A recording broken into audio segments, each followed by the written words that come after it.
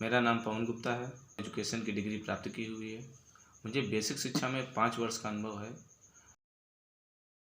मैं हरदोई ज़िले में कार्यरत हूँ। हरदोई ज़िले की विशेषताओं में अगर मैं बात करूँ तो इसका अपना एक पौराणिक महत्व है। यहाँ हिरण्यकश्यप की यह हरदोई राजधानी रही है, जहाँ भगवान विष्णु नरसिंह का अवतार लेकर के हिरण्यकश्यप का वध किया था। यहीं पर भक्त प्रहलाद को होलिका अग्निकुंड पर लेकर बैठी थी। इसके अलावा ज़िले से जुड़ा, एकदम ज़िले के पास ही हम कह सकते हैं, नीम सारण्य भी तीर्थ स्थल है, जिसका पुराणों में महत्व है। कहते हैं कि यहाँ भगवान विष्णु ने संतों की रक्षा करने के लिए अपना चक्र छोड़ा था, जो यहाँ ही आकर के धरती में समाहित हुआ था और यह तपोभूमि कहलाई। इसके अलावा यहाँ पर बहुत ही फेमस सांडी पक्षी विहार है, जहाँ पर साइबेरियन पक्षी हर वर्ष आते हैं और यहाँ की शोभा बढ़ाते हैं। मैं प्राथमिक विद्यालय बघौड़ा में सहायक अध्यापक के पद पर कार्यरत हूँ। यह हरदोई जिले के माधोगंज ब्लॉक में स्थित है। मुझे इस विद्यालय में आए हुए 2 वर्ष पूरे हो चुके हैं। अगर मैं बात करूँ तो कोविड-19 महामारी से पूर्व 162 बच्चों के नामांकन के सापेक्ष 155 बच्चों की उपस्थिति लास्ट टाइम रही है। लॉकडाउन के बाद और उसके बीच का कार्यकाल, जिसमें हम 182 यानी कक्षा 5 के बच्चे पास आउट कर चुके हैं, उसके नियर अबाउट 36 बच्चे पास आउट हो चुके हैं। उसके बावजूद भी हमारा नामांकन 182 हो चुका है, क्योंकि यहाँ सारे बच्चे ग्रामीण परिवेश से हैं। तो जब मैं यहाँ पर आया तो मुझे बहुत सी छोटी बड़ी चुनौतियों का सामना करना पड़ा। अगर मैं छोटी छोटी चुनौतियों की बात करूँ तो जैसे बच्चों का स्लीपर न पहनना, उनको अपने साफ़ सफाई के प्रति ज़रा सा भी जागरूक ना होना, नहा के ना आना, खाने के पूर्व हाथ ना धोना, अच्छे साफ़ सुथरे कपड़े ना पहनना, नाखून ना काटना, ये सब आम बातें होती थी। अपने से बड़ों का अभिवादन न करना, अपने माता पिता का अभिवादन न करना, और उनकी जो बातचीत में नैतिक शब्दों का प्रयोग, उसका अभाव था। तो ऐसे, चूँकि इन सब चीज़ों पे मैं रोज़ अपने तरीके से नवाचार करता था, मैं कर रहा था और मैं बहुत हद तक सफल भी रहा। मैं जो कहते हैं कि जहाँ चाह वहाँ राह, तो मैं चीज़ों को करता तो था, लेकिन जब एक प्रबंधन की बात आती है, एक सिस्टमैटिक तरीके की बात आती है, चूँकि मेरे नवाचार करने मेरी चाह तो होती थी कि मैं इन चीज़ों में सुधार लाऊं, और मैं ये भी अपने पर पूरा कॉन्फिडेंट होता था कि मैं तो कर ही लूँगा, चाहे जैसे करूँ, मुझे करना ही है। लेकिन उसमें वो हो सकता है एक्सपेंसिव हो या टाइम टेकन हो, इस तरह की भी दिक्कतें आती रहीं। तो ऐसी स्थिति में मुझे इस मेरे जो विचारों को, चूँकि मैं काम तो करता था, लेकिन मेरे काम को एक प्रबंधन ने दिया है। इस संस्था के से मैं लगभग पिछले 4 वर्षों से जुड़ा हूँ और इसके प्रशिक्षण को मैं नियमित रूप से ले रहा हूँ। तो जो सबसे इम्पोर्टेंट बात अगर मैं इसकी फाइंड आउट करूँ तो मुझे इस मंच से एक ही बात जो ज़्यादा समझ में आई है कि आप चीज़ों में परिवर्तन तो करो, लेकिन शून्य नवाचार, शून्य निवेश के साथ। तो ये एक बहुत ही फोकस करने वाली बात थी, जिसको मैंने समझा। मैं चीज़ों का प्रयोग तो कर रहा हूँ, मैं लोगों में सुधार भी कर रहा हूँ, बच्चों में निरंतर कुछ ना कुछ सोच रहा हूँ, लेकिन उसको सिस्टम तरीके से करने का तरीका जो है मुझे ZIIEI संस्था ने दिया है। कोविड-19 महामारी जब हमारे देश में आई, तो ये जैसे कि हमारी पढ़ाई, हमारी जो नवाचार चल रहे थे, जो हमारी शिक्षण व्यवस्था चल रही थी, जैसे उसमें ग्रहण सा लग गया, तब बहुत ही चैलेंजिंग हो गया हमारे लिए कि अब कैसे बच्चों को ट्रीट किया जाए, तो और कैसे उन तक अपना मैसेज पहुंचाया जाए। चूँकि तब लॉकडाउन हो गया था, कहीं भी बाहर निकलने मना, अलाउ नहीं था। तो ऐसी स्थिति में फिर कुछ बच्चों के हम लोगों ने फ़ोन से ही नंबर कलेक्ट किया और एक ग्रुप बनाया, चूँकि अधिक से अधिक बच्चों को जोड़ करके मेरे सामने एक चैलेंज था कि मैं कुछ नया ना पढ़ाऊँ, तो कम से कम उस जितना मैं पढ़ा चुका हूँ उसको अद्यतन तो रख सकूँ। ऐसे चैलेंज को स्वीकारते हुए हमने जो है एक मैसेज डाला और बच्चों से कहा कि A4 साइज़ में उसको स्केच पेन से बड़ा बड़ा लिख करके और एक बच्चा 10 प्रति बनाएगा और जा करके पूरे गांव में किसी भी वाल में, स्कूल के बाहर, किसी के दरवाजे आप इसको जा कर के चिपका दीजिए। उसमें ग्रुप का व्हाट्सएप नंबर था और पढ़ने पढ़ाने के लिए जोड़ना था।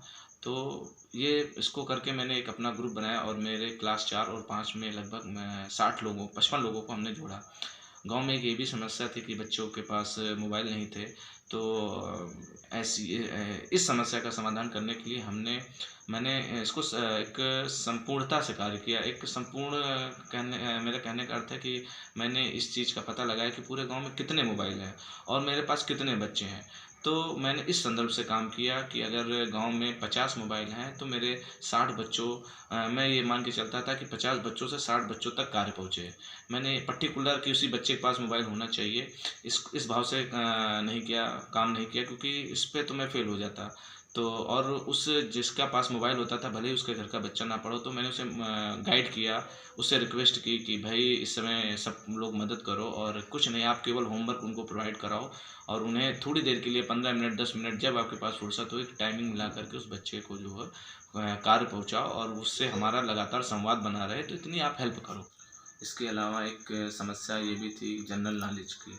बच्चों की जनरल नॉलेज जो है वो एक रटंत विद्या पे काम करती थी। जैसे कि लोग कोई भी जाए तो कोई भी बाहर से जांच के लिए कोई अधिकारी आए या कोई शिक्षकगण आए या कोई भी बाहरी व्यक्ति आए, तो अगर वो बच्चे से प्रधानमंत्री का नाम पूछ ले कि हमारे देश के प्रधानमंत्री का क्या नाम है, तो बच्चे मायावती का नाम ले लेते, तो एक हंसी परिहास का विषय बन जाता था, लेकिन एक शिक्षक के लिए बहुत बड़ी चुनौती बन जाती थी। तो इस चीज़ को हमने समझने के लिए मैंने बच्चों को इसका नॉलेज स्वाभाविक ढंग से अपनी अनुक्रिया से कितनी तेज अपने हिसाब से जो स्पीड से वो इसको सीख सकते थे, जिसमें मैंने सोचा कि मेरे ऊपर भी इस चीज़ का बर्डन ना पड़े ताकि अन्य सब्जेक्ट प्रभावित ना हो। तो मैंने बच्चों से कहा कि एक प्रोजेक्ट वर्क की तरह आप एक प्लेन पेपर में आपके घर में जो भी रद्दी पेपर पड़े हों, आपके घर में 2-4 घर में तो आते ही हैं, गांव में पुराने पेपर पड़े रहते हैं, या बार्बर की दुकान पर या किसी परचून की दुकान पर, तो आप उसको ले करके और उससे उन फोटोज़ को आपको कट करना है। और फोटोज़ को कट करना, फिर वो चाहे किसी एक्टर की हो, किसी लीडर नेता की हो, किसी सिंगर की हो, किसी खिलाड़ी की हो या किसी वैज्ञानिक की हो, यानी आपको फ़ोटो कट करके उसको पेस्ट करना है और साथ में उसके बारे में या उसका नाम और उसके बारे में एक लाइन लिखनी है। तो फिर जब बच्चा इस चीज़ को स्वयं से करने लगा, और तो वो कभी वो पेस्ट करके प्रधानमंत्री से ले करके राज्यपाल, मुख्यमंत्री और खिलाड़ियों के, बहुत सारे खिलाड़ियों के नाम, बहुत सारे खेल से संबंधित, इस तरह से बहुत सी चीज़ों को बच्चा स्वयं से जानने लगा। और इसमें सबसे अच्छी बात यह है कि बच्चे को बहुत इंटरेस्ट आने लगा और उसकी अनुक्रिया बढ़ गई, अपने आप से क्वेश्चनिंग उनकी तरफ से क्वेश्चनिंग होने लगी। तो इस चीज़ से मैंने देखा कि एकदम परफेक्टली बच्चे बताने लगे। अगर मैंने प्रधानमंत्री का जिक्र किया कि भारत के प्रधानमंत्री का क्या नाम है, तो बच्चे यही नहीं कहते थे कि माननीय नरेंद्र मोदी जी, वो इसके अलावा उनके विषय की 4-5 बातें और अपनी तरफ से ऐड करके वो स्वतः ही बता देते थे। तो ये नवाचार, इसमें 1 रुपए का भी इन्वेस्टमेंट नहीं है। तो मैं मानता हूँ कि शून्य नवाचार की अगर सार्थकता की बात की जाए तो ये मेरे लिए बहुत ही अच्छा रहा है। उपस्थिति बढ़ाने के लिए मैंने कविता का सृजन भी किया है, जो वहाँ की परिस्थितियों के अनुकूल ही मैंने इस कविता का सृजन किया है।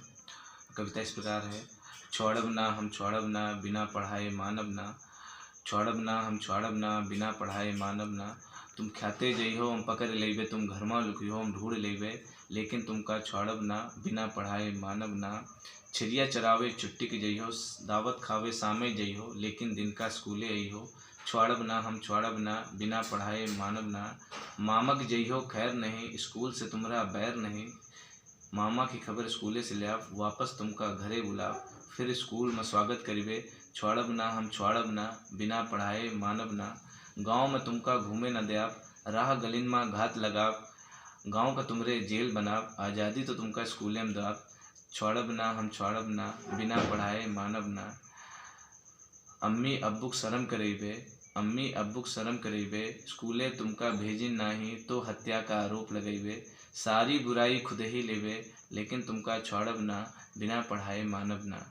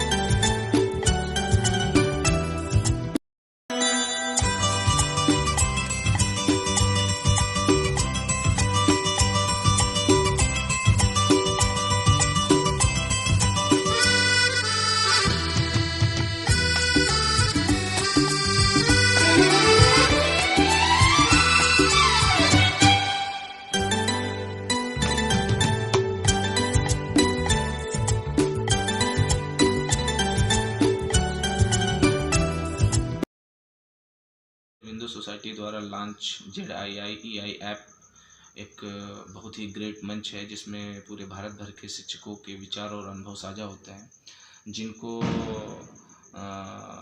जिनकी मदद से मैं अपने नवाचारों को एक एक्शन रिसर्च की तरह मैं उनको बहुत ही आगे और अच्छा बना रहा हूँ। इसके लिए मैं श्री अरबिंदो सोसाइटी और HDFC बैंक को सादर धन्यवाद देता हूँ।